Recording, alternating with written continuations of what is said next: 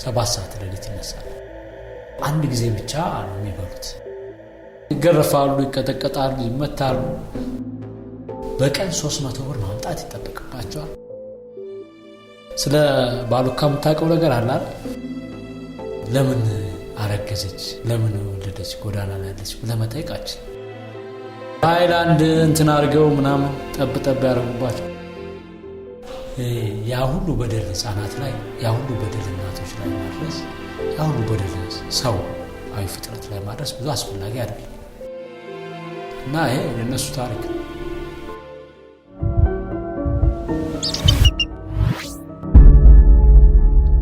ሰላም ጤና ይስጥልን ውድ አክሲማሮስ ቤተሰቦች እንደምን አላችሁ? ይህ የሚተላለፍላችሁ በአክሲማሮስ ቲዩብ ዘወትር የሚቀርብላችሁ ከህይወት ገጾች የተሰኘው ፕሮግራማችን ነው። ዛሬ ታዲያ በዚህ ከህይወት ገጾች በተሰኘው ፕሮግራማችን የወጣት ሰለሞን ግዳይ ባለው የሥራ ቆይታ ያሳለፋቸውን ውጣ ውረዶች፣ የደከማቸውን ድካሞች ለኛ የህይወት ገጹን እየገለጸ ያሳየናል። እኛም አብረን እንደ መጽሐፍ እያነበብነው ገጹን እንመለከታለን። በዚህ ፕሮግራም ብዙ የምንማማርበት ነገር አለን። አብራችን ቆዩ። እንኳን ደህና መጣ። እስኪ ራስን አስተዋውቅን። እሺ፣ አመሰግናለሁኝ የዚህ ስለጋበዛችሁኝ። ሰለሞን ግዳይ ይባላለሁ። የደላሳል ኮሚኒቲ ዲቨሎፕመንት ኦርጋናይዜሽን መስራችና ስራ አስኪያጅ ነኝ እየሰራ ያለሁት። የትምህርት ባክግራውንድ ሶሺዮሎጂ እንዲሁም በሶሻል አንትሮፖሎጂ ምህንድስና የተወሰነ ጊዜ አጥንቻለሁ። በልጆች መምህርነትም እንደዚሁም ደግሞ ስነ ጥበብ ላይ የተወሰነ ትምህርት ባክግራውንድ አለ። ከሀገር ውስጥም ከውጭም ኤክስፒሪያንሶች አሉ። እንግዲህ ዛሬ ጠንከር ያሉ ሀሳቦችን እናነሳለን። ያው እንደምታውቀው በዚህ በአክሲማሮስ ቲዩብ ከህይወት ገጾች የተሰኙ ፕሮግራሞች አለን። በዚህ ከህይወት ገጾች በተሰኘው ፕሮግራማችን የተለያዩ ሰዎች የህይወት ገጻቸውን እየገለጽን እንደ መጽሐፍ፣ መቼም ሰው መጽሐፍ ነውና አንዱን እያነበበ ቢኖር ከሰው በላይ ትምህርት ቤት የለምና አንዳችን ከአንዳችን የምንማማርበት ሰው ራሱ ትምህርት ቤት ነው ብለን እናምናለን። ከዛ አንፃር በዚህ ከህይወት ገጾች በተሰኘው ፕሮግራማችን ዛሬ ያንተን የህይወት ገጽ እየገለጽን ከብዙ በጥቂቱ እንወያያለን። ይህንን የበጎ አድራጎት ድርጅት እንድትጀምር ያነሳሳህ ነገር ምንድን ነው? እንዲሁም መቼና እንዴት ጀመርከው? የበጎ አድራጎት ስራ የጀመርነው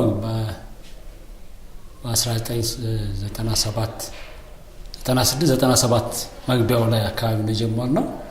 በዛ ጊዜ ኤችአይቪ ኤድስ በሽታ ከፍተኛ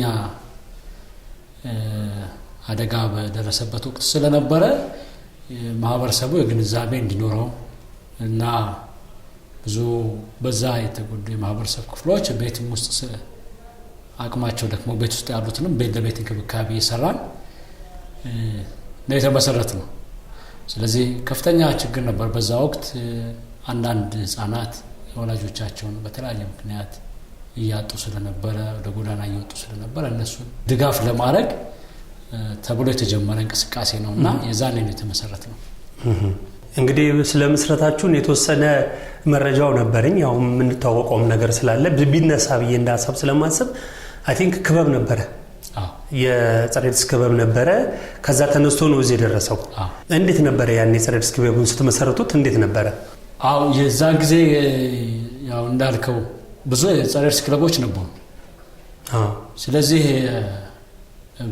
ቤት እንክብካቤ ለማድረግ የከተማ ላይ ሾው እያዘጋጀ ስለበሽታው ለማሳወቅ በሚል በጣም ብዙ ክለባቶች ነበሩ። ደላሳልም አንዱ ክበብ ነበርና በዛ ሰዓት አስታውሳለሁ ያው ባህልና ቱሪዝም የአዳማ ከተማ ባህልና ቱሪዝም ፍቃድ የሚሰጠው እሱ ስለነበረ ላይሰንስ አግኝቶ በኤችአይቪ ኤድስ ላይ ግንዛቤ በመፍጠር በትምህርት ቤቶች፣ በከተማ ላይ በቀበሌ የተለያዩ ሾዎችን እያዘጋጀን በውዝዋዜ፣ በሙዚቃ፣ በሰርከስ ማህበረሰቡን የማንቃት ስራ እንደዚህም ደግሞ የቤት ለቤት እንክብካቤ በየቤቱ በመሄድ ልብስ በማጠብ እነሱን ድጋፍ በመስጠት ምግብ ድጋፍ በመስጠት እንሰራ ነበር።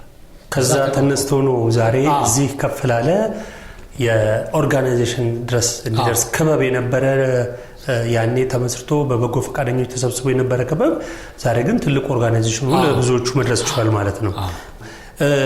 የትኛው የማህበረሰብ ክፍል ላይ ነው የምትሰሩት? እኛ የምንሰራበት የማህበረሰብ ክፍል አንዱ በዛ ሰዓት እንዳልኩ ወላጆቻቸው በተለያዩ ምክንያት በሞት ያጡ ህፃናቶችን እነሱ ነበር ሰፖርት የምናደርገው። ስለዚህ አንዱ እሱ ሆኖ በመቀጠል ደግሞ የወጣቶች ዘርፍ ስለምንሰራ ሰርከስ፣ ሙዚቃ፣ ውዝዋዜ ስለነበረ ተያያዥ ደግሞ ከዚህ ከድራግ ጋር ከአደንዛዥ ጋር የምንሰራቸው አክቲቪቲዎች ነበሩ። እንግዲህ እንደምታውቀው ደላሳል ብዙ የባህል ውዝዋዜ ብዙ ልጆች ዲጄ የሆኑበት ወቅት አለ። ሰርከስ በተወሰነ መልኩ ያገዙ የነበሩ ልጆች አሉ እና በሙዚቃም ላይ የተሳተፉ ብዙ ወጣቶች ወጥተዋል። አይ ቲንክ ውዝዋዜ ሙዚቃውን ብቻ ሳይሆን ዶክተርም የሆኑ አሉ ከኛ ጋር ወጥተው ብዙ ሰው ያከሙ ያሉ አሉ። እንደዚሁ ደግሞ አሁን ኤፍሬም በጣም ታዋቂ ውዝዋዜ ባህል ውዝዋዜ ነው። አይ ቲንክ ኢትዮጵያ ላይ እየሰራ ያለ ልጅ እሱ በጣም እና አቤል አልማዝ ሙዚቀኛ ሆነው እነሱ አሉ አበባው እና ትልልቅ ልጆች አሉ። በነገራችን ላይ በጣም ትልልቅ ግን ብዙ ልጆች ወጥተዋል። በሰርከስ ወደ ውጭ የሄዱ አሉ ድጋፍ ያደረግንላቸው። በእርግጥ ከሰርከስ አዳማ ጋር በጋራ በመሆን ነው የምንሰራው። ሰርከስ ናዝሬቶች ብዙ ጠንካራ ልጆች አሏቸው። ስለዚህ አንድ የማህበረሰብ ክፍል ወጣቶችንም ጨምረን ህፃናት፣ ከዛ በሂደት ደግሞ እየያዝን ያለ ነው እናቶች እስከነ ልጆቻቸው ሪሃቢሊቴሽን ሴንተር ወደ ኋላ ላይ የመጣን ሪሃቢሊቴሽን ሴንተር አገልግሎት። ስለዚህ እናቶችን ከነ ልጆቻቸው መያዝ መደገፍ ጀመርን ማለት ነው። ይህንን የማህበረሰብ ክፍል ለምን መረጣችሁ? አንደኛ በተለይ ወላጆቻቸውን ያጡ ህፃናት ደጋፊ ያስፈልጋቸዋል። ከጎናቸው የሚቆም አካል ያስፈልጋል። ስለዚህ አንዱ እሱ ነው።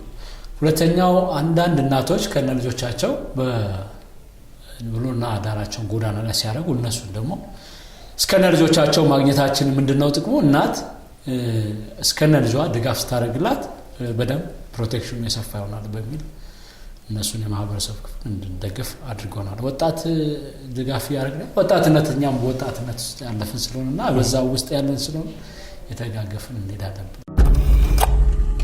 እንደዚህ ጠንካራ ሆነን እንድንሰራ ያደረገን ለምሳሌ እኛ ስንቋቋም በክለባት ደረጃ ስንቋቋም መጀመሪያ አካባቢ ላይ እንደምታውቀው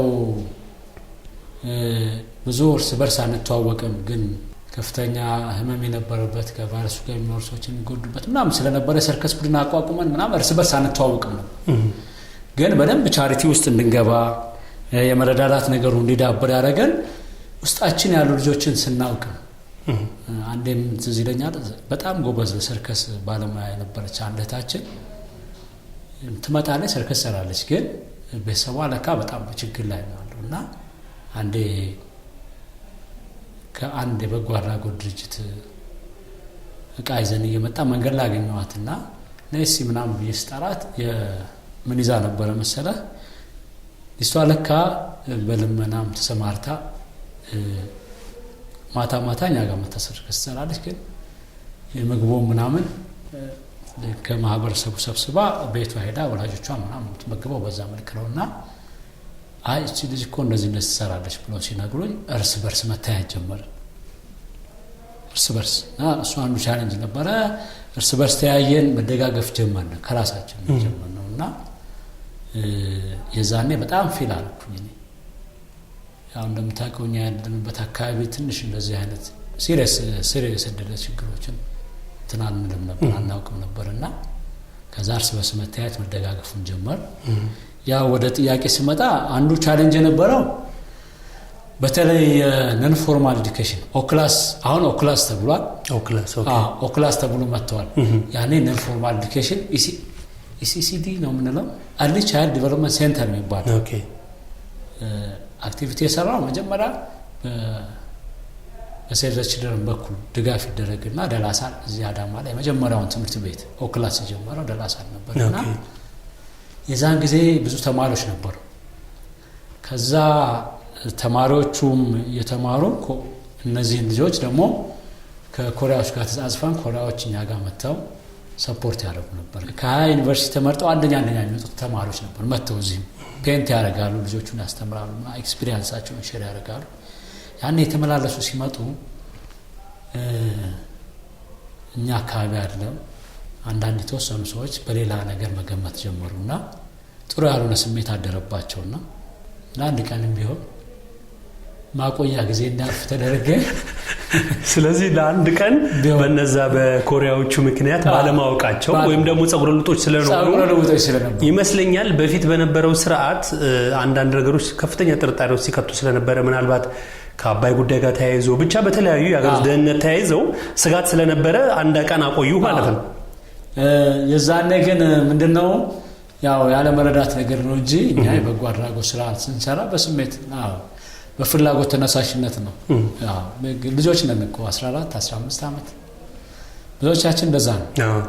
እና እንደምታውቀው ደግሞ ክለባት ብዙ ጊዜ የሚመሰረተው የፓሪ ጊዜ ነበረ። ካየ ሎቲ ታረጋለ ዳንስ ጊዜ ነበር እና ኢሹ አይደለም ግን ቻሪቲው ላይ ሳናስበው ገባንና እኛ ካንጀታችን ነው ስራውን የምንሰራው ግን ያልተረዱ ሰዎች አሁን ያለንበት የሪሃቢሊቴሽን ሴንተር እንግዲህ ብዙ ልጆች ነው አሁን እያፈራ ያለውና ያ የሪሃቢሊቴሽን ሴንተር ምን ይሆናል መሰለን የተወሰኑ ቤኔፊሻሪዎች መርጠን ወደ 54 ቤኔፊሻሪዎች ከመንግስት ጋር በመነጋገር ቦታ ወስደን የከተማ ግብርና እንሰራ ነበር። ኦልሞስት 74 አካባቢ ህፃናቶች በጣም ትምህርት ቤት ላይ ምግብ ይዘው ባለመምጣት በጣም ችግር ነበር። ስለዚህ ምን አጠናን እነዚህ ምግብ ይዘው የማይመጡ ህፃናቶችን ከመንግስት ጋር በመነጋገር ቦታ ተሰጥቶን የዛኔ ጥሩ ስለነበረ ሰፊ ቦታ ተሰጥቶን የከተማ ግብርና እንሰራለን። ኦልሞስት 54 እናቶችን አደራጅተን እዛ ቦታ ላይ እንዲያርፉ አደረግን። ግን ሴሌክሽኑም ላይ ስተት ስለነበረ ወጣቶችም ስለነበር ለካ እዛ ውስጣቸው ባለሀብቶች ነበሩ በችግረኛ መልክ ይገቡ። ስለዚህ እኛ በኋላ ላይ በማይክሮ ተደራጅተው እዛ ውስጥ ያሉ ምናምን ችግረኛዎቹንም አስወጡ አባረዋቸው የተወሰኑ ቀሩ እና እነዛ ሰዎች በጣም ቻሌንጅ ሆኑብን። በኋላ ላይ በራሳቸው የድርጅቱን ቦታ ወስደው እነዚህ የተቸገሩ ሰዎችን ማባረው እኛንም እናንተ ቦታ አይደለም ብለው በጣም አስቸግረው ፍርድ ቤትን በመቆም ምንም በማለት ብዙ ጊዜ በመታገል እንግዲህ በጽናት ቦታውን መጨረሻ ላይ ያው ለሪሃቢሊቴሽን ሴንተር አገልግሎት እንዲውል ማለት ነው። እና ብዙ ቻሌንጅ ነበረው። እንደውም አንድ ማስታወሰው ምንድነው ጉዳዩ የከረረ ሲሄድ እነሱም የከሰሱ ወደ ክፍለ ከተማ ሄደው ሲከሱ አንድ የጸጥታ ዘርፍ ኃላፊ አሁን ትልቅ ቦታ ላይ ያለ ሰው ነውና ደወለልኝና ሰለሞን ቦታውን እኛ እንፈልገዋለን ልንወስደው እንፈልጋለን አለ። እዛ ያው ክርክርም ላይ ነበርን ይመስለኛል። አመራሮች ተሰብስበው ነው አውዳርጎ ይመስለኛል የሚያወራኝ። ችግር የለም አላማ ከኛ አላማ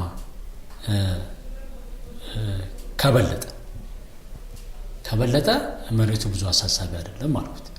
ኦኬ አላማችሁ ምንድነው እናንተ ቪዥን የምታርጉት ነገር ምንድነው ሲላ አይ በሰዓቱ ጎዳና ላይ የሚተኙ ልጆች በጎርፍ የተወሰዱበት ወቅት ነበረ።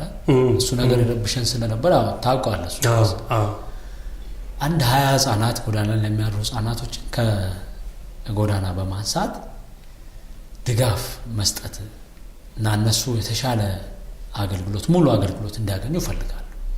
ያንን አላማ ልሰራበት ነው ፈልገው የሚል ነገር ስነግረው ሳቃለና ስልክ ውስጥ አይ ካንተ የተሻለ አላማ ለጊዜው አላሰብንበትም ስለዚህ ችግር የለም መልሰን እናገኛለን ብለው ትናንት ይገርማል 50 ልጆች የመጀመሪያ ህፃናት 50 ልጆች ወደ ሴንተር ሲገቡ እነዛ አካላቶች መጥተው ነበር።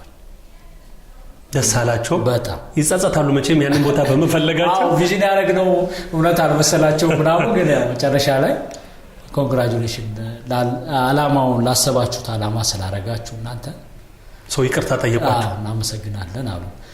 በእርግጥ እነዛ ቤኔፊሻሪዎቹ ከብዙ በፍርድ ቤት ውሳኔ ስለተሰጠባቸው የተወሰኑ በመሐከላቸው በችግር ውስጥ ያሉ እናቶች ነበሩ።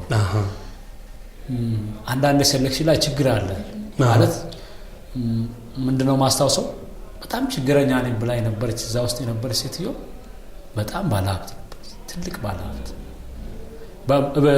እኔ ለራሴ ለማመን የከበደኝ በኋላ ላይ ሴሌክሽን ስተት ስለነበረ ነው። ስለዚህ እሷ በብርት ደግፍ ስለነበረ ነው አንዳንድ ችግረኛ እናቶች እሷን ተመርኩዘው ሄደው ነበር። ግን ድርጅቱ ከተቋቋመ በኋላ ከብዙ ጊዜ በኋላ እነዛን እናቶች መለሰን በድጋፍ ውስጥ አካተን የደገፍንባቸው ሁኔታዎች አሉ። ያ የበጎ አድራጎት ስራ ትንሽ በእርግጥ አንዳንድ አሉታዊ የሆኑ አስተሳሰቦች አሉ። እነዚህ አስተሳሰቦች አሉ። ሁሉም ሰው ንጹህ ይሆናል፣ ሁሉም ሰው በሐቅ ይሰራል፣ ሁሉም ሰው ደግሞ ክፉ ይሰራል ብሎ ማሰብ አይቻልም። ግን ዘርፉ በባህሪው በጎ አድራጎት ስራ በባህሪው በጎ ነው ራሱ ስሙ። ስለዚህ ካንተ ቅድሚያ የምትሰጠው ማህበረሰብ፣ ቅድሚያ የምትሰጠው ሰው፣ የምታስቀድመው አካል እና ብዙዎቹ እንደውም በዛ መልክ አይደሉም ማለት እንደምትላቸው ሀብታም እንደምትላቸው በጣም ለጊዜ የሚኖሩ አለ ማለት ዓላማቸውን የሚያስቀድሙ ለቆሙለት ዓላማ ቅድሚያ የሚሰጡ ብዙ ናቸው። የተወሰኑ ሊኖሩ ይችላሉ። የተወሰኑ እንግዲህ በብዙ የተከፈለን አንዳንዱ በተፈጥሮ የተሰጠዋል በተፈጥሮ በጎ እንዲሆንና በጎ ስራ እንዲሰራ የተፈጠረ ሰው አለ። አንዳንዱ ደግሞ በሂደት ይሄ ነገር ክፍተት አለው። ስለዚህ ይሄን ክፍተት ልፍታ ይልና ይገባና ሳያስበው በዚህ ነገር ውስጥ በእውቀትን እያገኘ እያዳበረ ይሄዳል። አንዳንዱ ደግሞ ድንገት ለአንድ ዓላማ ብቻ ለሆነ ፐርፐስ የሆነ ፐርፐስ አለ እሱን ከግቡና ድርሰው ብለው የሚቋቋሙ አካላት ትንሽ ውስን የሆነች ነገር። ስለዚህ ለዛች ለውስን ነገር የመጡ ሰዎች ትንሽ ቤኔፊት ሊያገኙ ይችላሉ ወይ ቤኔፊቱን ሰርተው ዞር ሊሉ ይችላሉ እንጂ ብዙዎቹ በአንዴ የሚሰራ ስራ አይደለም። በጣም ረጅም ጊዜ የምትሰራው የማትለቀው አይነት ነገር ስራ ስለሆነ እንደዛ ነውና አንዳንዴ ምን ታዘባለው መሰለ የበጎ አድራጎት ስራ ላይ ተሰማርቶ አቅም እያለው ለምሳሌ ወተት ለልጆች ለህፃናቶች ያከፋፍል የመጣ ወተት ለልጆች ቁጥር ሞልቶብህ አንተ ቤት ውስጥ ለልጅህ ወተት ይዘበት ማትሄድበት ሁኔታዎች አሉ። የዛን ያህል ዋጋ ሊያስከፍል ይችላል። ወተት ቤት ሊያስፈልግ ይችላል። ማቴሪያሉ አለም እዚህ ቢሮ ውስጥ ነበር። አንድ ወተት ይዘመል እየተገባ ይዘላት ይችላል እና ብዙ አቃለው ነው ትምህርት ቤት መክፈል ያቃታቸው ዳይሬክተር ድሮ በጣም የሚከብዳቸው የሚቸገሩ ብዙ ናቸው ብዙ። ስለዚህ ምንድነው ዓላማው ስለሚቀድም ለቆሙለት ዓላማ ስለሚቀርሙ ቤተሰቦቻቸውን ይበድል እና በዛ መልክ ደግሞ ማህበረሰቡ አልተረዳቸው። ያው እኛ አሁን አንድ ላይ እየሰራን ስለሆነ እንተዋወቃለን። የትኛው ቤት ምን እንዳለ ማን ምን እንደሚቸግረው በሆነ ሰዓት ካሉ ምን እንደሚበደል እንተዋወቃለን እና ብዙ አሉ ለአይምሮ የሚከብዱ በጣም ብዙ ችግሮች አሉ። ግን ዓላማቸውን ደግሞ የሚተገብሩ እና ሁሉ ነገር ሰው እንደሚታሰበው አይደለም። በተለይ በጎ አድራጎትን ስንከፍል የሀገር በቀል የበጎ አድራጎት ድርጅቶች አሉ፣ ሲቪል ማህበራት አሉ። እነዛ የሲቪል ማህበራት ብዙ ሰክሪፋይ ይከፍላሉ። ትክክል። ምክንያቱም አንዳንድ ኢንተርናሽናል የሆኑ በጣም ከፍተኛ ብር የሚከፈላቸው ለግጀሪ ላይፍ የሚያሳልፉ ሊኖሩ ይችላል። ያው ያንን አይተህ ሁሉንም መደመር ደግሞ ይከብዳል። ሁሉንም በአንድ ቦታ መክተት በጣም ይከብዳል።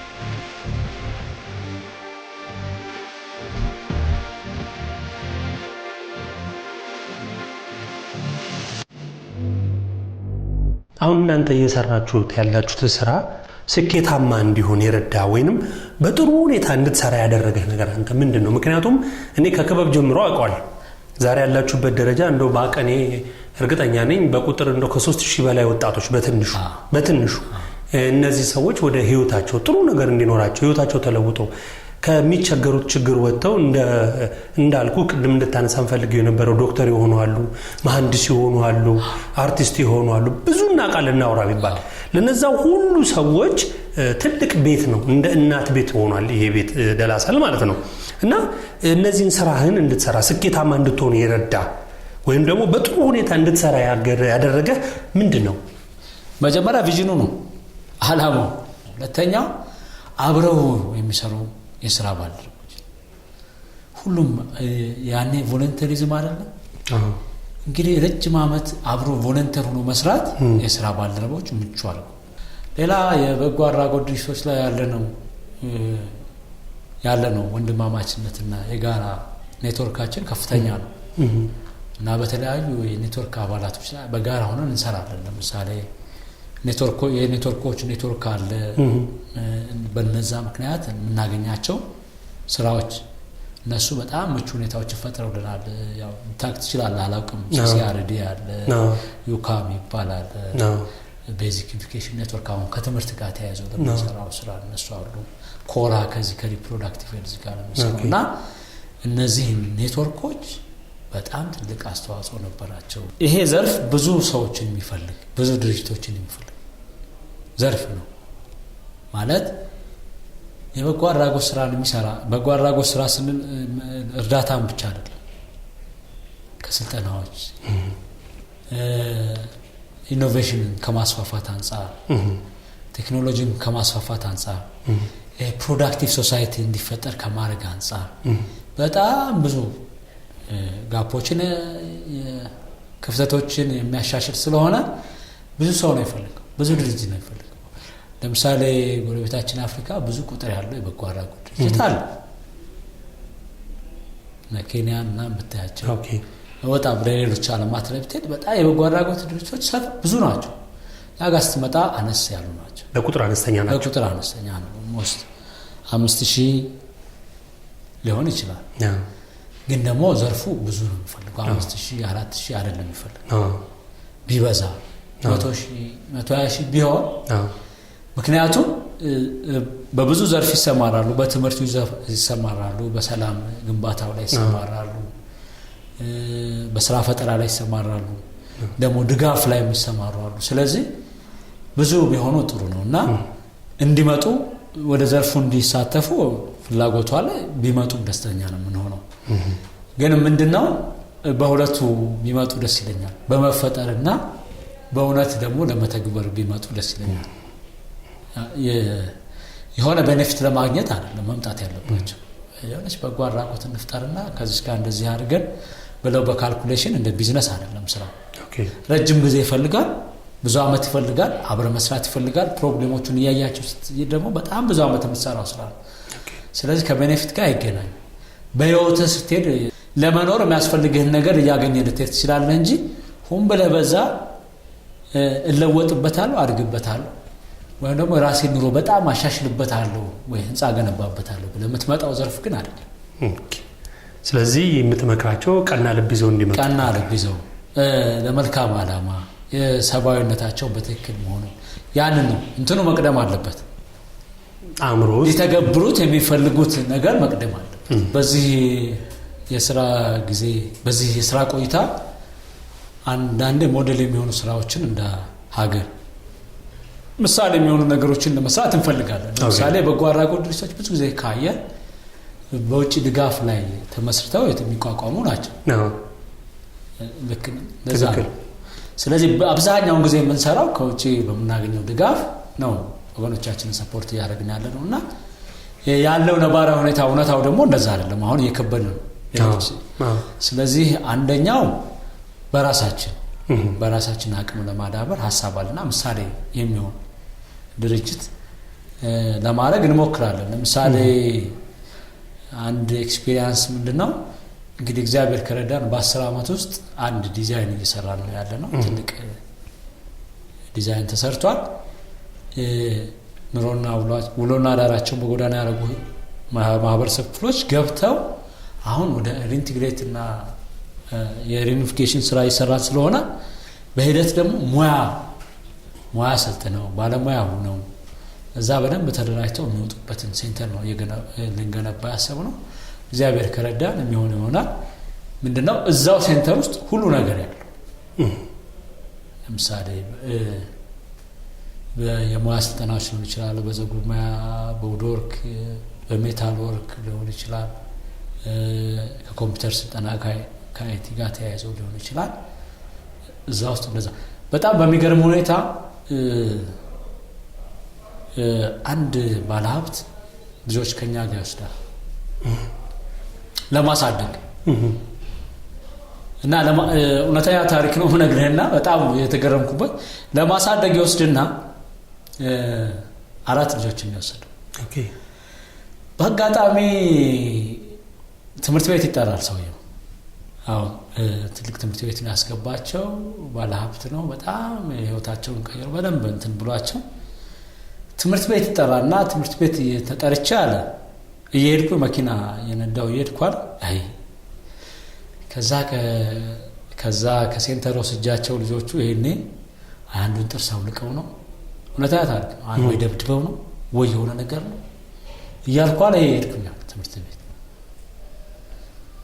እና እዛ ከሄደ በኋላ በቃ መተው ነው በቃ እኔ አሁን ይሄን ሪስክ መውሰድ አልነበረብኝም ምናምን እያልኩ የተጸጸትኩ ልክ ስገባ አስተማሪዎች መምህራኖች ተነሱ አለ ከመንበራቸው። ምንድነው ብዬ ደነገጥኩ። ከዛ ይቅርታ አልኩኝ ደነገጥኩ። በቃ ደብድበዋል ነው የእሱ ጭንቅላት። እኔ የማስበው እንደዚህ ነው። እዛ እንኳን ደስ ያለ ከዘሆል 5 ያክፍል ከሁሉ ዘሆል የዘጋው ያ ልጅ ነበር። የሚገርም ነው። እና አለቀስኳል። እኔ አስቤው መሄደውና የሆነው ነገር ተለያየብኛል። በጣም ገርማል። እና በጣም ብዙ ጎበዝ ስማርት የሆኑ ልጆች አሉ። አንተም ማጠብቃል ብዙ ተስፋ ያላችሁ ልጆች በጣም ማጠብቃል። ገርም እና ደኔም ሲነግረኝ በጣም ልደነግጥ። አንደኛ እኔ ልጁ እንዴት እንደወሰድኩት አውቃለሁ፣ ከየት እንደወሰድኩት አውቃለሁ። እና የምጠብቀው የኔም ማመለካከት እንዳትቀየር የዛን ቀን ይገባኛል። እንግዲህ ጥሩ ሰው ነው ያ ልጅ። አሁንም ደሆል እየዘጋ ነው ያለው። ክትትሉ አለ። እንደዚህ ነው እነዚህ ልጆች በበለጠ በሴንተሩ እነዚህ አይነት ልጆች በማፍራት ያው እንደነገርኩ ከጎዳና የሚነሱ ልጆች 2 እድል ነው ያላቸው። አንደኛው ቤተሰብ ያላቸው። ኦኬ ስለዚህ እነሱን ከቤተሰብ ጋር አስታርቀን አግባብተን የመመለስ ስራ ነው እኛ የምንሰራው። ብዙ ልጆች ይሄ እንትን የደረስነው። ሁለተኛ ደግሞ ቤተሰብ የሌላቸው ልጆች ይኖራሉ እዛው ሴንተር ነው የሚቆዩት። ስለዚህ እነዚህ ልጆች ይሄን የመማር እድል ያገኛሉ። የተሻለ ነገር እንደሚመጣ ተስፋ አለ። ስለዚህ ወደፊት ግባችሁ ይሄንን ሴንተር ሰርቶ ሞዴል አድርጎ አንደኛ ሴንተሩ ከራሱ ነው ኢንካም ጀነሬት የሚያደርገው። ኦኬ ሪሶርሱም ከራሱ ነው። ለምሳሌ ሜታል ወርክ የሰራቸው ሞዶርክ የሚሰራው አለ። ብዙ ናቸው ዲዛይኖቹ። ኦኬ ከዛ ሪሶርስ ሞቢላይዝ እናደርግና ራሱን እዛው እንዲያስተዳድር በጣም ቆንጆ እዛው ከበሩ እንዳይወጣ ማለት። ስለዚህ ከሰዎች እጅ ድጎማ ተገላግሎ በራስ ላብ ጥረት ልጆቹ አንደኛ የሙያ ባለቤት ሆነው ቤታቸውንም ጠቅመው ነገ ደግሞ ሀገርንም ራስንም የሚጠቅሙ ማድረግ እንዲሆን ነው ፕላናችን። እና ያንን ሞዴል ሳምፕል ሰርተ ነው ለሌሎች የበጎ አድራጎት ድርጅቶች የዛ ምሳሌ ማድረግ ነገር ሐሳቡ አለ።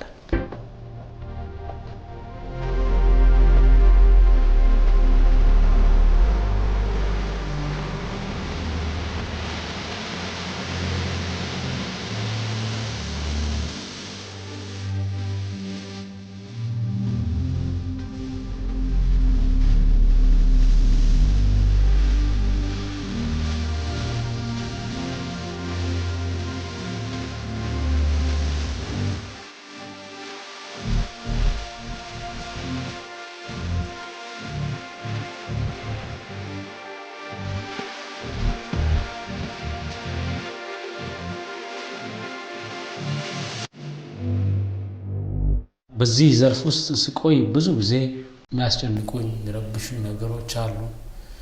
አንዳንዶቹን ለመቅረፍ ከጓደኞቻችን ጋር አብረን በጋራ እንጥራለን። በተለይ አሁን እያሳዝነው ከዚህ ህጻናቶችን ያለ አግባብ ከማሰራት ጋር ተያይዞ እሱ በጣም አሁን የሚረብሽ ስሜቴን የሚጎዳኝ ከህጻናት ጋር የተያያዙ ጉዳዮች ናቸው።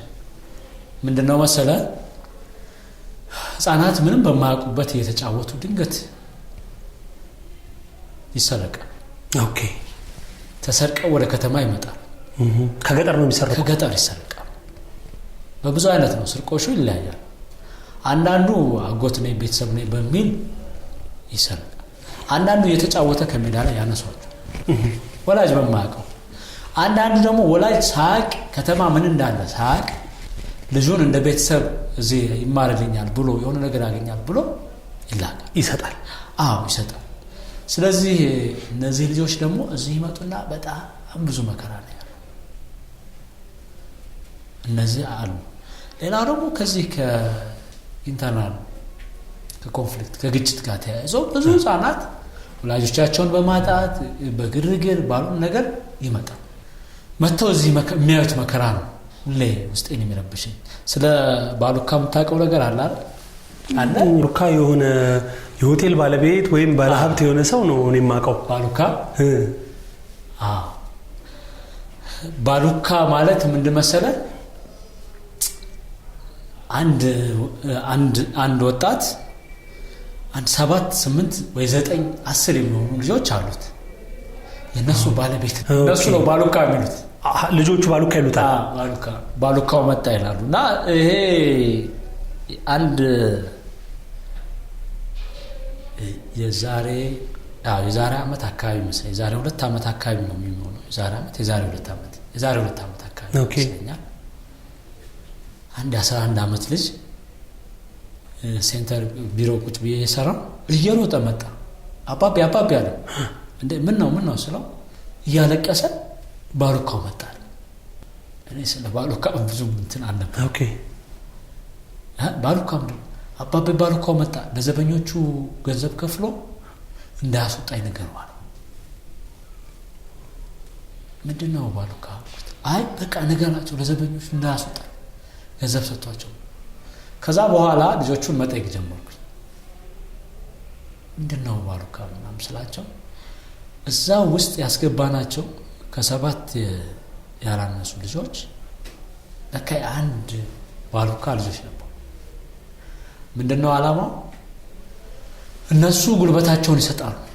11 ዓመት ልጅ፣ የ10 ዓመት ልጅ ሊሆን ይችላል፣ 6 ዓመት ልጅ ይሆናል፣ 15 ዓመት ልጅ ይሆናል። ለዛ ባሉካ አጎታችሁ ነኝ ይላቸዋል ማለት ነው። በቀን 300 ብር ማምጣት ይጠበቅባቸዋል። 400 ብር ያው እሱ የተመነው ገንዘብ ነው። ያንን ገንዘብ ማምጣት አለባቸው። እሱን ለማምጣት ቀን ሙሉ ይዞራሉ። ምን ይሰራሉ? ላስቲኩንም ያነሳሉ፣ ሃይላንዱንም ይሰበስባሉ፣ ብረት ይሰበስባሉ፣ ሊስትሮ ሊሰሩ ይችላሉ፣ ሚዛን ሊሰሩ ይችላሉ። የተለያየ ስራ ሰርተው ብቻ ለባሉካ የሚጠበቅባቸው 300 ብር ከሆነ 300 ብር ያስገባሉ። ካላስገቡ ይገረፋሉ። እንደዛ ሆኖ ሰርተውትም ይገረፋሉ፣ ይቀጠቀጣሉ፣ ይመታሉ። ባሉካው አንዴ ሊሰክር ይችላል። አንዴ ማስታውሰው ልጁን እንደዚህ ረግጦት ሲያወሪ ማለት ነው። ረግጦት እንደዚህ ባሉካው ሰክሯል። እና የሚያደርገውን አያውቅም። መጨረሻ ላይ 7ቱ ልጆች ብለው እግሩን ይዘው ብለው ሌላ ሰው ገብቶ ያተረፈ። እና ይሄ የነሱ ታሪክ። ስንት ሰዓት የሚነሱ ይመስላል ከእንቅልፋቸው ለመሰብሰብ ምናምን? ጠዋት ላይ ምናልባት 12 ሰዓት ምናምን። ሌሊት ነው የሚነሱት። የራሳቸው ታሪክ ነው። 7 ሰዓት ሌሊት ይነሳል። 7 ሰዓት ከሌሊቱ ይነሳል። ሃይላንድ ለመሰብሰብ ባልጅን ውስጥ ይሄዳሉ። ይሄ የነሱ ታሪክ ነው፣ እውነተኛ ታሪካቸው ነው። ለምን ሌላኛው ሃይላንዱን ቀድሞ እንዳይሰበስብ፣ ሌላኛው ብረቱን ቀድሞ እንዳይሰበስብ የዚህኛው ባሉካ ይቀሰቅሳቸዋል። አንድ ጊዜ ብቻ ነው የሚበሉት፣ የሚሰጣቸው ቆቆር ምናምን ነው። ሌላው በተመላሽ ነው የሚበሉት ማለት ነው። ምንድን ነው ተመላሽ? ተመላሽ ማለት እንግዲህ ሰው ወጥቶ የተረፈው ነገር ሊኖር ይችላል። ከሆቴል ከሰዎች የሚተርፈውን ካገኙ፣ ተመላሽ ካገኙ ይተርፈውን በዚህ ሰዓት የሚተርፍ ነገር ነው። እሱም ሌላ አሳሳቢ ጉዳይ ነው። በዚሁ አጋጣሚ ማስተረፍ ጥሩ እንደሆነ ለመንገድ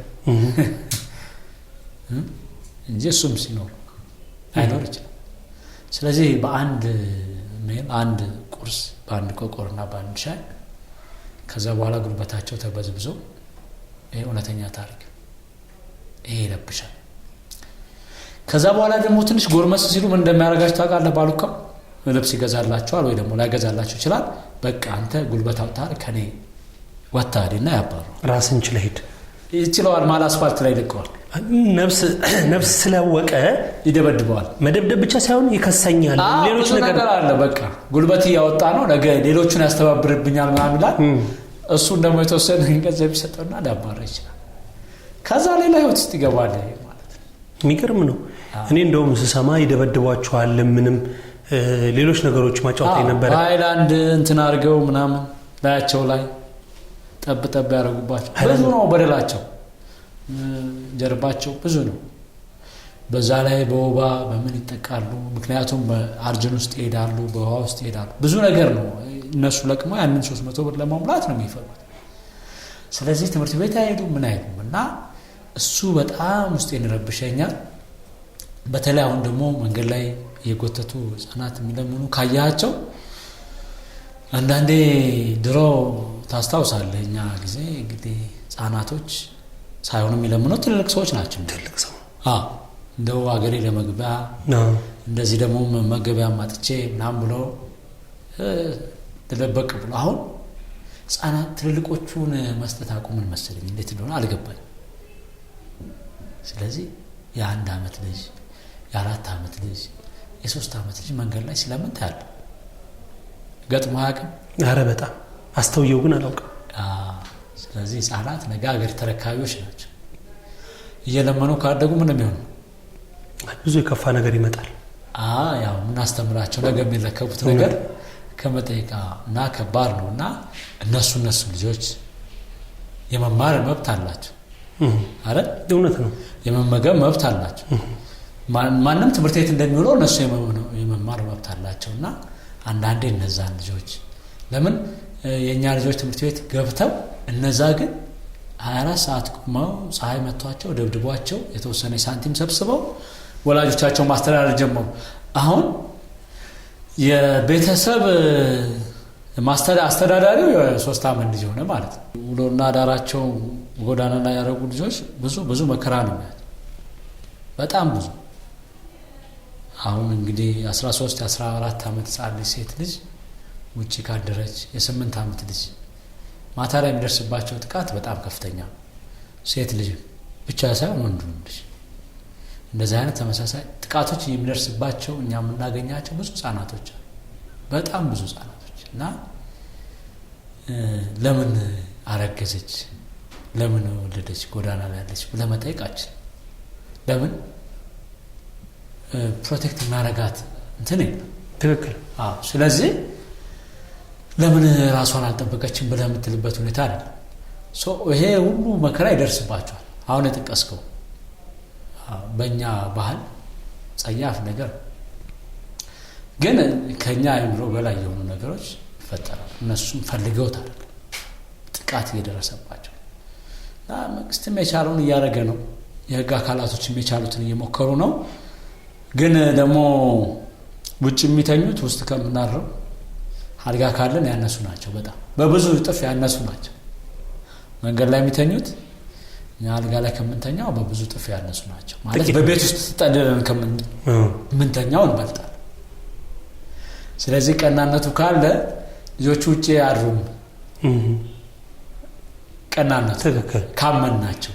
እነሱን ለመቀየር ከጣረን አንዳንድ ልጅ ማሳክ ከቻለ ጠበቅናቸው አልጠበቅናቸው በደንብ ጠብቀናቸው ከብዙ አደጋ እንጠብቃቸዋለን። እና ቀናነቱ ካለ መስራቱ ካለ እነዚህ ልጆች አሁን ያልካቸው ጥቃቶች አይኖርባቸው። የምትሰራቸው ስራዎች በፊት እዚሁ አንድ ስፍራ ላይ እንደነበር አውቃለሁ፣ ግን አሁን ላይ እንደዚህ አይመስለኝም። እና እስቲ የምትሰሯቸው አካባቢዎች በጣም በቁጥር እኔ ከ3000 ያልኩ እንጂ ከዛም በላይ ይመስለኛል። እና የት አካባቢ ነው የምትሰሩት? ብዙ አካባቢዎች ላይ እየሰራን ነው ያለነው። ለምሳሌ አንዱ ፕሮግራማችን ከዚህ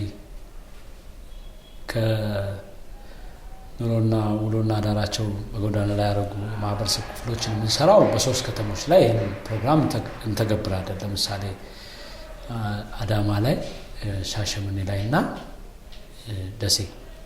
ደሴ ከተማው ላይ እንተገብራለን።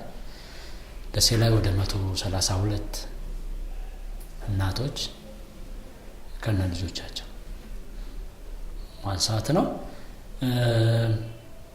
አዳማ ላይ እንደዚሁ በተለያየ አዳማው ትንሽ ሰፋ ስለሚል ነው 33 እናቶች እንደዚሁ ከነ ልጆቻቸው 180 እንግዲህ አሁን ማውራ የአንድ አመቱ የባለፈው አንድ አመቱ ነው እንጂ ከዛ በፊት ያለውን አይደለም። ኦኬ። ስለዚህ 33 እናቶች ስንል ያው ልጆቻቸው ይዘው አንድ እናት ሁለት ልጅ ሊኖራት ይችላል፣ 3ም 4ም ሊኖራቸው እስከ 5ም ያላቸው ሊሆኑ ይችላል። ግን እነዚህ ተነስተው ይገባሉ። ህፃናቶች እንደዚህ ወደ 84 አካባቢ ህፃናት፣ በሌላ ፕሮግራም 15 እናቶች እንደዚህ እስከ ልጆቻቸው፣ በሌላ ፕሮግራም 111 እናቶች ከነ ልጆቻቸው ከተማ ውስጥ የሚኖሩ እነዚህ በዚህ አመት የተነሱ ፕሮግራም ያደረግናቸው ነው። ሻሸመኔ ላይ እንደዚሁ 30 ህፃናት አጠቃላይ የት ሀገር ናቸው ማለት ነው?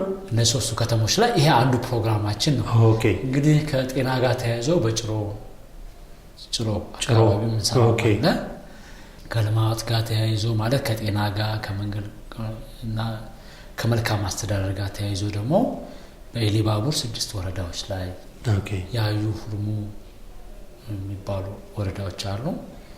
ዳሪሙ እንደዚሁ መቱ ዙሪያ ምንሰራቸው ስራዎች አሉ። እንግዲህ በተለያዩ አክቲቪቲዎች የተለያዩ ከተሞች ላይ የገባን ምንሰራቸው አክቲቪቲዎች አሉ። እንደነገርኩ በጸሬድስ ክለብ ላይ ስናሳልፍ ብዙ እንዳሳለፍ ታውቃለህ በደንብ። እንግዲህ ማንሳት በክለባት ደረጃ የነበረውን ህይወት ታውቃለህ መቼም ደስ እንደሚል በደንብ ስርዓታችንስ በደንብ ሁሉ ነገር እውነት ለማውራት በጣም ስርዓት ነበረ በደንብ። ማስታወሰው ነው አንዴ ልጆች ይዤ ያው እንወጣ አልነበረ ሰርከስ ሙዚቃ ይዘን ልምድ ለመውሰድ አንዳንዴ ሻሸመኔ አንዳንዴ ደብረ ዘይት እንሄዳለን፣ አንዳንዴ የተለያዩ ቦታዎች እንሄዳለን እና ትዝ የሚለኝ የልጆቹ ስርዓቱን ሊያስታውሰዋል። ቮለንተር ናቸው፣ ለመስራት ፍላጎት አላቸው እና ሱቅ እንኳን ለመጠቀም አንዴ ማስታወሰው በሰልፋቸውን ይዘው በቃ ኃላፊ ነው ያከብራሉ። በጣም ስርዓት አላቸው። ኢቨን ኢፍ ታስታውሳለህ ቅጣት ነበር በደንብ ተቃቅፎ መሄድ ክልክል ነው። ሰፈር ማስታወሰው እንትና ተቃቅፈው ታዩ ተብሎ ቢሮ ተጠርተው ተመርምሮ እርምጃ ወሰድባቸዋል። እነዚህ አራ አይደለም እኮ እንደዚህ ገጥሞ ነው። አሁን እንደዛ ብዙ በርግጥ ክለባቶች አሁን ትንሽ የሉም። የክበባቶች አለመኖር እኔ ይመስለኛል አሁን በአንድም መልኩ አሉ ቢባሉ በጥቂቱ ናቸው። ኦልሬዲ ወደ መጥፋት ተቃርበዋል። ግን ደግሞ የክበባት መኖር በእውነት ለመናገር በጥሩ ሰብዕና የተቀረጸ ወጣት ለማፍራት ምንም የማያጠራጥር ጉልህ ሚና እንዳለው እርግጠኛ ነኝ። ከዛ ህይወት ውስጥ እኛ መተናል፣ ብዙዎቻችን መተናል። ብዙዎቻችን በጣም ብዙዎቻችን። አንዳንድ ሰው የሚያስበው እንደዛ አይደለም። እውነት ነው። ለምሳሌ በክበብ ያለፈ ልጅ ማጨስ፣ መጠጣት፣ መቃ፣ መስከር ርዕስ አልነበረም። እንደውም ያስቀጣው ነበር በደንብ። እንደውም ማስታወሰው አንድ ልጅ ትልቅ ፕሮግራም ላይ ተመርጦ አይሳክሮ ተገኘ ምናምን ተብሎ ከዛ በኋላ ተባሯል። የሚገርም ጊዜ አንዳንዴ ዘመን ሲዘምን የጊዜ ለውጦች፣ ሂደቶች፣ የውጭ ሀገር ስልጣኔዎችን ስንቀበል ብዙ የኛን ነገር እያሳጡን የመጣ ይመስለኛል እና ክበባት ቢኖሩ ማንነትን፣ ስርዓትን፣ ወግህን ታውቃለህ። ቢያንስ እንደው በትምህርት ቤት ውስጥ ያሉ ክበባቶች ውስጥ መሳተፍ ለነገ አእምሮ ትልቅ ጉልህ ሚና አለው ብዬ አስባለሁ። ስንት ዘፋኞች ነው የወጡት? እውነት ብዙ ዝነኞች ከክበብ የወጡት ስንት ገጣሚያን አሁን የምናያቸው የሚገጥሙ በጣም ላይ የሚሳተፉ ብዙ ልጆች ነው ያፈራውና ትልቅ አስተዋጽኦ አለው። በዛ ሌቭል እያለን ብዙ ወጣቶች ደርሰን ነበር። በጣም ብዙ ወጣቶች። ከዛ በኋላ እንዳልከው ክላስ ከፍተን የትምህርትም ዘርፉ ላይ ወደ 3000 ምናምን ደርሰናል። ብዙ ነው የማህበረሰብ ክፍል የደረሰው በዚህ ዓመት። በጣም እኔ አሁን ይሄን ብዬ በቁጥር ለመናገር በጣም ብዙ ከመሆናቸው ተነሳ የሚገርም ጊዜ ነው። ሌላው በተለያዩ ሀገሮች ላይ ምናልባት በዚህ የበጎ አድራጎት ስራ ውስጥ ጥቅም አግኝታል ብዬ የማስበው ዕውቀትን መሰረት ያደረገ ጥቅም። ያ ምንድነው? በተለያዩ ሀገሮች ላይ የልምድ ተሞክሮች መውሰድ፣ ሀገር ውስጥም ከሀገር ውጭም ሄደ ያመጣቸው ዕውቀቶች ብዙ እንደሆኑ አውቃለሁ። ያ እነዛ ያመጣቸው ዕውቀቶች ደግሞ ሌላ ወንድሞች፣ ወገኖች፣ ለስራ ባልደረባዎች እንዳካፈል እኔም ጭምር እንዳገኘው አውቃለሁ። ምናልባት ተሞክሮ አለ የምትላቸው ከውጭ ሀገር አገኘዋቸው ከሀገር ውጭ በሄድኩባቸው ሀገራቶች ላይ አገኘዋቸው የምትላቸው ተሞክሮች እኛ ሀገር ብንጠቀማቸው ውጤታማ ያደርጉናል የምትላቸው ምንድን ናቸው? አንድ ሁለቴ የሄድኩባቸው ኬዞች በአጋጣሚ ዶክተር አብዱልቃድር የሚባል ኑሮውን በውጭ አረጋ አንድ ትልቅ ማለት ኢትዮጵያ ሆኖ ኢትዮጵያ እንድታድግ እንድትለወጥ የሚታትር ሰው አለ። ወደ 14 አካባቢ የምንሆን ሰዎችን እንደዚህ በኤንጂኦ ላይ ወጣቶች ሆነን በወጣት ህይወት አልፈን ጠንክረን እየሰራን የነበሩ ሰዎችን ኢንቫይት አድርጎ ጋብዞን እስኪኑና ተጸጸቱና አንድ ከተማ ይዋለ። ኦኬ። በርግጥ በጣም እውነቱን ነው። ከ22 ዓመት ያ ከተማ ያው ስፔሲፊክ የከተማ በመናገር ስላልፈለኩ ነው ብቻ ብናገረው ብዙ እንትን አይደለ። ከ22 ዓመት በፊት ያ ከተማ ውሃ ያቁሩ ነበር። ኦኬ። በውሃ አቁረው በላስቲክ ውስጥ አቁረው ውሃ ይጠቀሙ የነበሩ አንድ ባቡር ብቻ የነበራት በጣም ድክም ያለች ከተማ እንደነበረች እሱ ዩኒቨርሲቲ መምህር ስለነበረ ሂዶ በሄደበት ጊዜ አየው እውነታ አሁን ያሉበትን ሁኔታ እንድንገነዘብና እንድንጸጸት ለማለት እና ያው እሱ የፌስታል ፖለቲካ የሚላት አለ። ፌስታል ፖለቲካ ማለት ያው ወደ ከሀገር ወጣ ብለህ ወደ ውጭ ስትሄድ ያው ለቤተሰብ ለምናምን የሆነች ነገር ይዘህ ትመጣለህ እቃ መሰብሰብ አይደል? ኦኬ። እሱን እንዳታረጉ ብሎ ነው ከለከለ። ኦኬ። ምክንያቱም ያየነውን ነገር ስንገዛ አላማችንን እንስታል ይሰጣል። ሙሉ ከተማውን የማየት እድል ገጥሞናል። 1200 ኪሎ ሜትር በመኪና ተጉዘን እንድናይ ነው የተደረገው። እና አንድ ከተማ ላይ መሀል ላይ ኮሪደር ላይ አስፓልት ለሁለት የሚከፍለው አለ። አንድ ከተማ ላይ ሙሉ ፍሩት። ስለዚህ ግን ምን ተረዳው? ማንም ሰው ከጓደኛው ጋር ሆኖ ፍሩቱን እያነሳ እዛው ጋር መቀመጫ አለ። በጣም ሴፍቲ ነው፣ ለኑሮ ምቹ ነው። ስለዚህ ያ የወሰደን ከተማ በጣም ኤክስፔንሲቭ የሆነ ከተማ ነው። ያው እንድንጸጸት ስለፈለገ በጣም ኤክስፔንሲቭ አጓጓኝ። እኔ ከተማውን ብትነግረኝ ለሀገራችንም ተሞክሮ ተመልካቾች ይመስለኛል ይህንንም ብናየው ከተማውን ቢነግረን ደስ እንደሚለኝ እርግጠኛ ነኝ። አንታላይ ትባላለች። ምን አንታላይ የምትባል አንታላይ የት አካባቢ ነች? ቱርክ ውስጥ ቱርክ ነው አንታላይ። እና በጣም ሌክዠሪ ህይወት የሚኖርባት ነች። ኢስታንቡልን እና አንካራን ሁሉንም ነበር ያየነው። እዛ ያለንን ኤክስፒሪየንስም ከአምባሳደራችን ጋር ተገናኝተን ዲስከስ አድርገናል። ምን መስራት እንዳለብን ምን ማድረግ እንዳለብን ተነጋግረን ኢትዮጵያን ፕሮዳክቲቭ አሶሲዬሽን የሚባል መሰረትን። ኦኬ። መጀመሪያ ላይ ሲሄድ ግን አንድ ነገር ታዝቤ ነበር እና የወጣቶች ማዕከል ጎበኘው። ኦኬ። የወጣቶች ማዕከል ስጎበኝ አንዱ ምንድነው ያለ በዚህ አመት አይኪው ለሚሊታሪ የሚሆን ሰው አው የለም። ስለዚህ ለካሉ ማለት ነው የሚወለዱት ልጆች ስላልገባኝ ምን ለማለት ፈልገ ነው ምናምን ስለ ያው ዘፋኝ የሚሆነው ያው ታይቶ በልጅነቱ ነው በህፃንነቱ ገና ከልጅነቱ ፖሊስ የሚሆነው ከልጅነቱ ተጠንቶ እና እነዚህ አሁን አንባረለ ተኮሶ ምን የሚሆነው ህፃናቶች የሚሰሩት ነገር ሳይንቲፊክ የሆኑ ቴክኖሎጂዎች ህፃናቶች ይሰሩታል። እና ኢቭን ኢፍ ሚሊታሪ የሚሆን ካፓሲቲ የሚያስፈልገው አይኪው ተለክቶ ምናምን ነው። እና ምናለ ይሄን ሴንተር የወጣቶች ማዕከል ለመገንባት 8 ወር ወሰደብን ምናምን አለ። እና በጣም ብዙ ጊዜ ነው ወሰደብናል። 8 ወር በጣም ብዙ ጊዜ ነው። ሁሉ የተሟላለት የወጣቶች ማዕከል ለምንድን ነው እንደዚህ ብዙ ቀን ወሰደም? አይ ወደነ ጃፓን ቢሆን ደግሞ በጣም ፈጥነው ሊሰሩት ይችላሉ። በወራቶች ሊሰሩት ይችላሉ። ወራት ሳይሞላው ሊሰሩ በቀናቶች ሊሰሩት ይችላሉ ሲል ያው ራስን ታስባል። ታስባልና ቃድ ድንግጥ አልኩኝ። ምንድነው ወደኔ ወደምሰራው የተማርኩትና ያወሰድኩት ስትለኝ አንድ የበጎ አድራጎት ድርጅት ጎበኘሁኝ። እና ያ ጎበኘሁት ምንድነው የሚያደርገው? ሪሶርስ ከውጭ አያመጣም።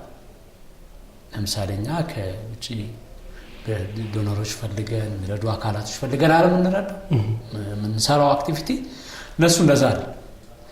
ባለሀብቶች አሉ። ባለሀብቶች ይረዳዳሉ። ቦርዶች ናቸው እና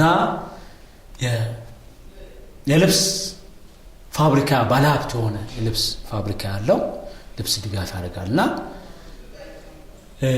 ምንድነው ትልቅ ለምሳሌ ትልቅ ሞል አለ። ያ ሞል ልብስ መሸጫ ነው፣ ግን እርዳታ ለምሳሌ እኔ ልብስ የለኝም ለብሰው ስለሌለኝ ሞራሌ እንዳይጎዳ ያ ሞል የድጋፍ መስጠት ብቻ። ከዛ እዛ ሞል ትገባለህ፣ የፈለግከውን ልብስ ትመርጣለህ፣ ታያለህ። ከዛ በኋላ ቢል አለ፣ ትቆርጣለህ። ጨርሰህ ስትወጣ ስትወጣ መክፈል አለብህ። ክፍያም ባይሆን ልክ ከፈራገው ይዘውጣል። ቢል አለ፣ ስም አለ፣ እንትን አለ ምናምን ይዘውጣል። ግን እርዳታ ሰውየው ሳይከፍል ይወስዳል። ስለዚህ እነዛ ሰዎች ቀድመው ሰፖርት አድርገዋል ማለት። ተመሳሳይ ነው። ምግብ ቤትም አለ እንደዚህ አነስተኛ ዋጋ የሆነ ፕራይስ። ስለዚህ እነዚህ ልምዶች እኛ ጋር ቢመጡ። ሌላ የተማርኩት ህንድ አካባቢ አንድ ኤክስፒሪየንስ አይቻለሁ እና እኛም ይሄንን ልምድ ሙከራ እያደረግን ነው። እንግዲህ እግዚአብሔር ከረዳን እየሞከርን ያለንበት ሁኔታ አለ። አቅመ ደካሞችን፣ አካል ጉዳተኞች ሊሆኑ ይችላሉ። እንዳልከው በኑሮ ትንሽ ደከም ያለ የማህበረሰብ ክፍል፣ ስራ ያጣ የማህበረሰብ ክፍል ሊኖር ይችላል። ያ አካል ምን ይሆናል? የቲቪቲ ስልጠናዎችን ይወስዳል። ስልጠናዎችን ከወሰደ በኋላ እነዛን የሰለጠናቸውን ስልጠና ማሽነሪው ይሰጠዋል። ስልጠናውን ይሰለጥናል። ከሰለጠነ በኋላ ደግሞ ለዛ ሙያ የሚሆነውን ማሽነሪዎች ይሰጣል። ስራውን የሚሰራበት ወደ ቤቱ ይዘዳል። ማቴሪያሉንም ያዘጋጃል። በጣም ቆንጆ። ከዛ ይሰራሉ። መጥቶ ከቤታቸው ይወስዳል። ያመረቱትን ምርት መልሶ ለገበያ አቅርቦት እንዲያመች ያደርግልናል። መጥቶ ይወስድና ይሸጥና ይሰጣቸው። በጣም ቆንጆ ሀሳብ። ስለዚህ እናት ወይም ደግሞ ቤተሰብ ይሄ ልጅ መጥቶ እኔ እንደዚህ ሆንኩ ብሎ አያማር። ይሰራል። ኖርማል ስራውን ቤተሰቡን ያስተዳድራል። እዛው ያለ ይሰራል። ስራው ሊንክ የሚያደርገው ከድርጅቱ ጋር ነው እና ይሄንን ድርጅት ሲጎበኝ በጣም ነው ውስጤ ደስ ያለው። የሽመና ስራ አለ፣ ልብስ መስፋት አለ። እነዚህ ልምዶች በጣም ደስ ይላሉ። በተለይ የመስራት ባህል ደግሞ አይቻልም። በጣም ትልልቅ ሰዎች ነው የሚያስተናግዱ። ወጣቶች የሚሰሯቸው ስራዎች አሉ፣ ትልልቅ ሰዎች የሚሰሯቸው የተለዩ ስራዎች አሉ። ገብቶሃል? በደንብ እድሜ ማተር ያደርጋል። ወጣቱ በጣም ፈጣን፣ ጎበዝ፣ ጠንካራ፣ ጉልበት ባለው ሰዓት ለሀገሩ መስራት ያለበት ስራ አለ። ትክክል።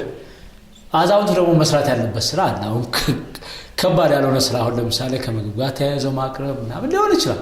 ወጣቱ ዛሬ ተሰማርቶ ታያዋል። ደግሞ እሱን የምትፈልግበት ደግሞ ከባባድ ስራዎች ሊኖሩ ይችላል። ስለዚህ እነዛ አንደኛ ነገሮች ለይተዋል። እነሱ የለዩ አካላቶች አሉና ይሄ ተመሬበታል፣ አግኝቼበታል። እስቲ እንደው ምናልባት ተመልካቾቻችን የደላሳል ኮሚኒቲ ዲቨሎፕመንት ኦርጋናይዜሽንን ማገዝ የምትፈልጉ መደገፍ የምትፈልጉ ካላችሁ ዌብሳይታቸውን፣ ስልክ ቁጥሮቻቸውን፣ አድራሻዎቻቸውን አስፈላጊውን አድራሻ በሙሉ እናስቀምጥላችሁና እናንተ ማገዝ በምትፈልጉት ልክ ታግዛላችሁ። ይበልጥ ደግሞ እኔ አካባቢ ላይ ሄጄ ስላየው አብሬም ስለቆየው መታችሁ ብታዩት ምናልባት ከምናወራው በላይ ሊሆን ይችላልና ያሉትን ችግሮች ከችግሩ ባለቤት ከወጣቶቹ፣ ከህፃናቶቹ፣ ከእናቶቹ ትሰሙና ምናልባትም ልብ የሚነኩ ነገሮች ስላሉ ማገዝ የምትፈልጉ ሰዎች መታችሁ እንድትጎበኙ፣ በስልክ እንድታግዟቸው፣ እንድትጠይቋቸው፣ አለላችሁ እንድትሏቸው ከወዲሁ እያሳሰብኩ አድራሻቸውንም እናስቀምጥላችኋለን። በስተመጨረሻ ከሶል ጋር ያለኝን ቆይታ እያጠናቀቅኩ ነው። ምናልባት እድል እሰጥሃለሁ ለአንተም ማስተላለፍ የምትፈልገው መልእክት ካለ ምንድነው? ለማህበረሰቡ ማስተላለፍ የምትፈልገው መልእክት? እንግዲህ ቅድም እየገለጽኳቸው ነበረ። የበጎነት ስራ መሰጠት ይፈልጋል። እዚህ ስራ ላይ ብዙ ሰው እንዲሰማራ ፍላጎት አለ፣ እንዲሰሩ ማለት ነው እና ቅንን የምንኖረው ብዙ አመት አይደለም። ያው ብዙ ጊዜ ነው እንደዚህ ነው። መቼ እንደምንሞት ታውቃለህ? መቼ እኔ እንደምሞት አታውቅም። አላውቅም። አንተስ? እኔም አላውቅም። ስለዚህ ስለማናቅ ያ ሁሉ በደል ህፃናት ላይ፣ ያ ሁሉ በደል እናቶች ላይ ማድረስ፣ ያ ሁሉ በደል ሰውአዊ ፍጥረት ላይ ማድረስ ብዙ አስፈላጊ አይደለም። አንዳንድ ሰው ለብዙ ዓመት አቅዶ ከነዚህ ህፃናት አተርፋለሁ ብሎ ልክ አንዳንዴ የማይደረግ ነገር አለ። ለምሳሌ ህፃናትን ወስዶ አይንን አጥፍቶ ለልመና ማሰማራት ምን ያህል እንደሚከብድ አስበው። ይሄን ያሰበው ሰውዬው ስንት ዓመት እኖራለሁ ብሎ ከዚህች ልጅ ሰብስቤ ከህፃኗ ከልጁ ሰብስቤ ገንዘብ ከዛ በኋላ ቤት ሰርቼ ምናምን ሊል ይችላል። ግን በነጋታው ሊሞት ይችላል። ከሰዓታት በኋላ ሊሞት ይችላል። አየህ፣ ከዛ በኋላ ልጅቷን ዘመና ለብዙ ዓመታት ግን ልክ እንደዚህ አይነት ነው በደሎች፣ ተመሳሳይ በደሎች የሚሰሩት። አንተ ላትኖርበት፣ አንተ ላትቆይበት የሚያስችል ነገር ሌላው ላይ ማድረስ አስፈላጊ አይደለም።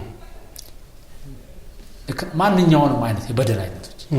ስለዚህ ይሄ ችግሮች እየመጡ ያሉት በዚህ ምክንያት ነው። ብዙ ላንቆይ ነገር ብዙ መንሰፍሰፉ አስፈላጊ አይደለም ብዬ ስለማስብ ነው። ሌላው እንደምናውቀው ኢትዮጵያ የተፈጥሮ በሀብቷ የሚሆን ሰው ሰራሽ ብዙ ነገሯ ምቹ ነው ተፈጥሮ እና የሚሰራ ማህበረሰብ ያስፈልጋል። የሚሰራ ለምሳሌ ምግብ ርዕስ መሆን አልነበረበትም። እኛ ታውቃለህ 13 ወር ነው የምንሰራው። ዝናቡና ፀሐዩ አያስቸግርም፣ ለስራ ምቹ ነው አይደል? ስለዚህ አምርቶ ዜጋው በደንብ ጠግቦ መብላት ሊኖርበት ይገባል። የሌላን ድጋፍ ማየት አይጠበቅበትም። ስለዚህ የሚሰራ ትውልድ ያስፈልጋል። የሚሰራ ትውልድ ደግሞ ከማን ጋር ይገናኛል? ከሰላም ጋር ይገናኛል። አዎ፣ ሰላም ወሳኝ ነው። ከሰላም ጋር ስለዚህ ሰላም ሲመጣ፣ መስራት ሲመጣ፣ መመገብ ሲመጣ፣ በስነ ስርዓት መመገብ ሲመጣ በትክክል ማሰብ ይመጣል። ምን እንደመተግበር እንደሚገባ፣ ምን ማድረግ እንደሚገባ የሚመጣና እነዚህ ላይ በጣም ትኩረት አድርጎ መስራት፣ ፕሮዳክቲቭ የሆነ ማህበረሰብ መፈጠር እንዳለበት ይሰማኛል። እዛ ላይ መስራት ይጠበቅብናል። ሌላው መስጠትን መደጋገፍ። አንድ ቦታ ላይ ምንድነው የተማርኩት ስለ መደጋገፍ ሲያስተምሯቸው ህፃናቶች ትምህርት ቤት ይሄዳሉ። ኬጂ ህፃናቶች የውጭ ኤክስፒሪየንስ ነው እና ህፃናቶች ትምህርት ቤት ሲሄዱ ስለ መደገፍ፣ ስለ እርዳታ ላስተምሯቸው ፈልገው መምህራኖቹ በፕሮጀክተር አንድ ውሃ የሌለበት አገር የአፍሪካ ሀገር ውስጥ ውሃ የሌለበትን ቦታ አሳይተው ህፃናቶች በውሃ ሲቸግሩ የዋጡት እንዳለ የሚገልጽ ዶክመንታሪ ፊልም ሰርተው ለህፃናቶቹ አሳያቸው። ከዛ ይሄን ነገር መቅረፍ እንፈልጋለን፣ ለወላጆቻችሁ ይሄን ነገር እንዲቀረፍ ድጋፍ እንዲያደርጉ ጠይቁ ናቸው። ለምሳሌ አንተ ልጅ እንደዚህ ቢልህ ምን ታደርጋለህ? ትሰጣለህ? አዎ። ልጅ ከጠየቀ ምንድን ነው? አዎ፣ ከኔ በላይ ያስባል ብዬም አስባለሁ። ከአንተ በላይ ያስባል። ስለዚህ ተጨንቋል፣ ያስጨንቃል። ልጅ በደንብ ያኛው ህፃን ልጅ ይዞ ያኛው ጓደኛው ይዞ ስለሚመጣ በቢንም ግዴታዬ ነው ብሎ ያስጨንቃል ወይም ታስጨንቃል። ስለዚህ እንደዛ አስጨንቀው ሰዎች ገንዘብ ይዘው ይሰጣሉ ለትምህርት ቤቱ። ያ ትምህርት ቤት ደግሞ ምን ያደርጋል? እዛ ቦታ ላይ ያሳያቸው፣ ቦታው ላይ ከብቶቹ ውሃ ሲጠጡ፣ ልጆቹ በውሃ ሲንቦላጭቁ ምናምን ያሳያቸው፣ ቀርጸው ሰርተው ያንን ነገር ተግብረው መሬት ላይ አስፍረው ያሳያቸው። ከዛ በኋላ ልጆች ምንም የሆኑ ይመስላል ዳር ሀፒ በጣም ከዛስ መስጠት ጥቅም እንዳለው ይረዳሉ። ስለዚህ ለነሱ ስለመስጠት አታስተምራቸው። ስለዚህ ያ ማህበረሰብ ክፍል መስጠት አንድ ብር ምንም ሊሆን ይችላል፣ መስጠትን ይለምዳሉ። ማመስገን የምትፈልጋቸው አካላቶች ካሉ እስቲ እነማንን ታመሰግናለህ? ብዙ ማመሰግናቸው አሉ፣ ግን መጀመሪያ እግዚአብሔርን ነው ማመስግነው። ምክንያቱም የእግዚአብሔር ፍቃድ ነው አይደል? መልካም ስራ የምትሰራው የምትኖረው የምትንቀሳቀሰው። ስለዚህ ኃያሉን እግዚአብሔርን ፈጣሪን ማመስገን እፈልጋለሁ። እመቤቴን ማመስገን እፈልጋለሁ፣ ወላዲተ አምላክን። ሌሎች ደግሞ በዚህ ስራ ሂደት ውስጥ ስንቀሳቀስ ብዙ ናቸው። በቦርድ አባልነት የስራ ጓደኞቼ፣ የስራ ባልደረቦቼ፣ አብሮኛ አጋዥ ያገዙኝ ያሉ የስራ ባልደረቦች አሉ። ከኔ በላይ በጣም ጠንካሮች ናቸው ቦርድ አባላቶቹና የስራ አጋሮቼ እነሱ ማመስገን እፈልጋለሁ። የመንግስት አካላት ምንሰራውን ስራ እየደገፉ እየተባበሩ ስለረዱን እነሱንም በጣም ማመስገን እፈልጋለሁ። የበጎ አድራጎት ስራ ላይ የተሰማሩ ሞዴል የሆኑ በዚህ ስራ ላይ እየለፉ ያሉ የበጎ አድራጎት የሲቪል ማህበራት ስራ ላይ የተሰማሩ ወንድም እህቶቼን እነሱንም በጣም ማመስገን እፈልጋለሁ። ቤተሰቦቼም እንግዲህ ተረድተው ከባድ ስራ ነው። ቤተሰቦቼንም እንደዚህ ማመስገን እፈልጋለሁ። በጣም አመሰግናለሁ ሶል። እንግዲህ ጥያቄያችን ይህን ይመስላል። ስለነበረን ቆይታ አክብረን ስለተገኘ በጣም እናመሰግናለን። ተመልካቾችም ደስ እንደሚላቸው ባለሙሉ እምነት ነን። በጣም እናመሰግናለን። አመሰግናለሁ። የተወደዳችሁ የአክሲማሮስ ቤተሰቦች ፕሮግራማችን እንደወደዳችሁት ተስፋ አለን። በቀጣይ በጣም እየጣፈጡ ያማሩ ፕሮግራሞችን ውሃ የሚያነሱ ሐሳቦችን ይዘን ወደ እናንተ እንቀርባለን። በመማማር ቁም ነገርን እናገኛለን። አያችሁ፣ በአንዱ የሰው የህይወት ገጽ ውስጥ የሌላኛውን የሰው የህይወት ገጽ መመልከት ይቻላል።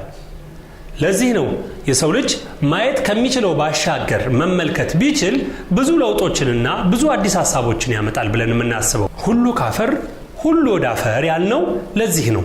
ባለን ጊዜ የመልካም ሰብዕና ባለቤት ሆነን አንዳችን ለሌላችን ትልቅ ትምህርት ቤት ስለሆንን በፍቅርና በመዋደድ የብዙ ጸጋ ባለቤቶች እንድንሆን በአክብሮት ጠይቃለሁ። ፕሮግራማችንን ከወደዳችሁት ላይክ በማድረግ ሼር በማድረግ ሰብስክራይብ በማድረግና ሐሳብ አስተያየቶቻችሁን ኮሜንት ላይ በማስቀመጥ ወዳጅነታችሁን ትገልጹ ዘንድ በአክብሮት እንጠይቃለን። በተጨማሪም ይህ ታሪክ ያስተምራል፣ የገሌ ታሪክ ቆንጆ ነው ብትቀርጹት የምትሉት ሐሳብ ካለ ጠቁሙን። ያላችሁበት ድረስ መተን እንቀርጻለን። ለዛሬ የነበረን ቆይታ ይህን ይመስላል። መልካም ጊዜ። እንወዳችኋለን።